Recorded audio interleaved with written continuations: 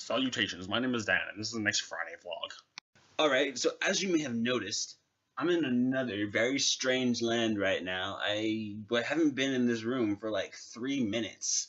The lighting's a lot different than I would like it to be, so it's gonna be a bit wonky, and you're gonna have to deal with that. Because and I'm here too! Hi guys, I'm video bombing Daniel.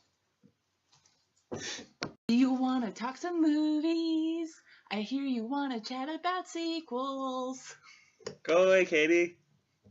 No. Okay, bye. Okay, so today we were going to talk about sequels to Frozen 2. Last time I talked about Frozen 2, not sequels to Frozen 2, don't mess me up. Sequels. Sequels, yes. Sequels to Frozen, not sequels to Frozen 2. I talked about Frozen 2 last time, but that time I was talking about prequels. This time I'm talking exclusively about sequels because I can, and I will, because Merca. Today I'm going to present 3 ideas, and Katie's going to present her opinions on my ideas because that's what she's here for. Opinions, because opinions are good. Well, also this is your video, so you bring up the actual topics. There's that. Well, I'm going to get to the topicing now. That's a word I English very well. The first idea for a sequel that I heard that I really like was the idea that it's not going to be about Arendelle or Anna or Elsa or any of those people. It's going to be about Hans, and it's going to be about him in the Southern Isles, dealing with his family and dealing with the fallout from him doing attempted homicide and those things that are generally frowned upon by Disney and everyone else in general. So I think this is a very valuable time to give Hans' character some redemption because he was a likable character to begin with, but then he obviously became quite a dick in the after part. He's the dick that everybody loves to hate. He's the subject of so many fantastic anti-Valentine's Day cards on Tumblr. I want to put my Hans on you. Oh, if only somebody loved you. You're a dick, but I'm kind of desperate. Yeah, pretty much. They're all gold. Yeah. I'll have to show you guys these. I'm being very technical right now. You're welcome. I'm sorry if I'm confusing anyone.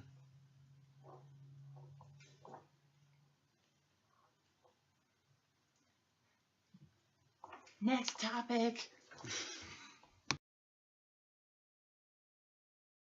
And here's a second idea that I think could be very interesting, but I think Pixar probably wouldn't pull it off very well. I like the concept of having Anna and Elsa switch places, and then Anna having to deal with Elsa's abilities, and Elsa kind of having to deal without them now, and getting what she wants, and realizing that maybe it's not what she wants, and Anna kind of feeling like an outcast because she's different. You know, I think that's just tropish enough that Disney might actually go for it, because actually in a lot of the TV shows on the Disney Channel, they actually have stuff like that, like at least one episode.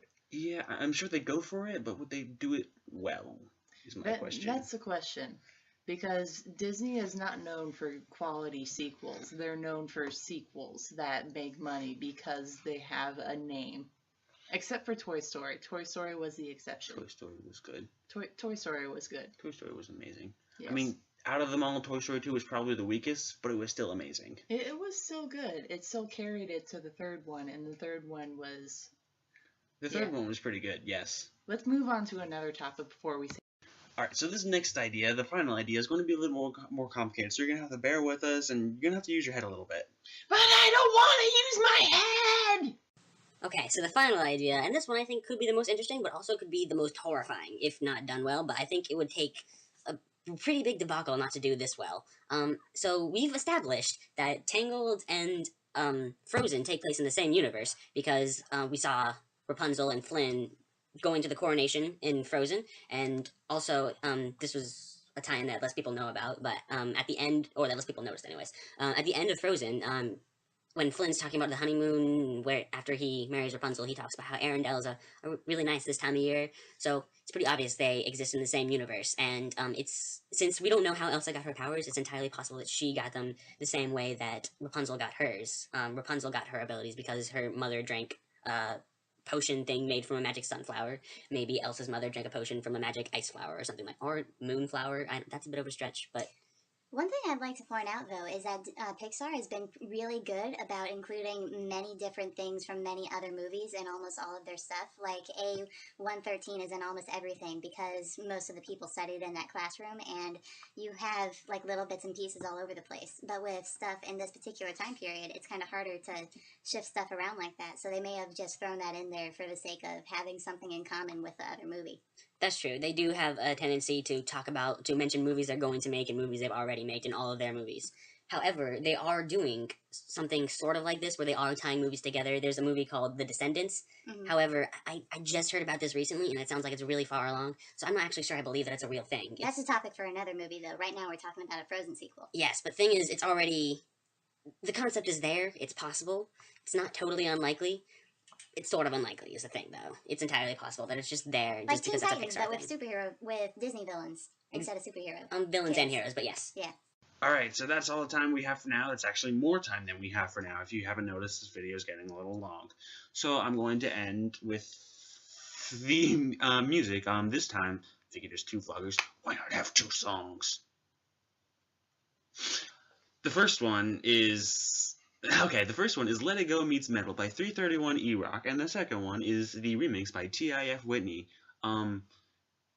331 E-Rock obviously covered the In the Menzel version, and TIF Whitney covered the Demi Lovato version, so they're both you get both versions, they're both very different. I suggest checking them both out if you like the song, so. Everyone knows the Meets Metal guy, but what's the other girl? Is she known for any particular style? TIF Whitney is a guy, and he does just general dubstep.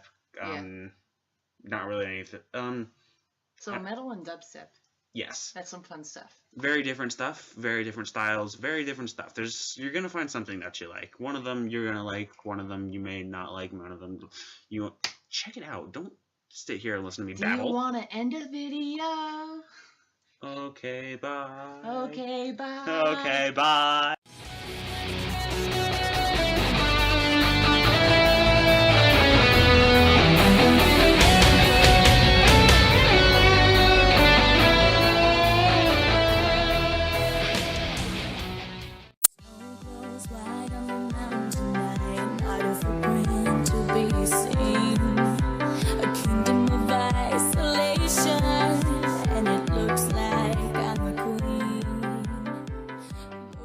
In case you haven't noticed, I got a new dinosaur and I freaking love it.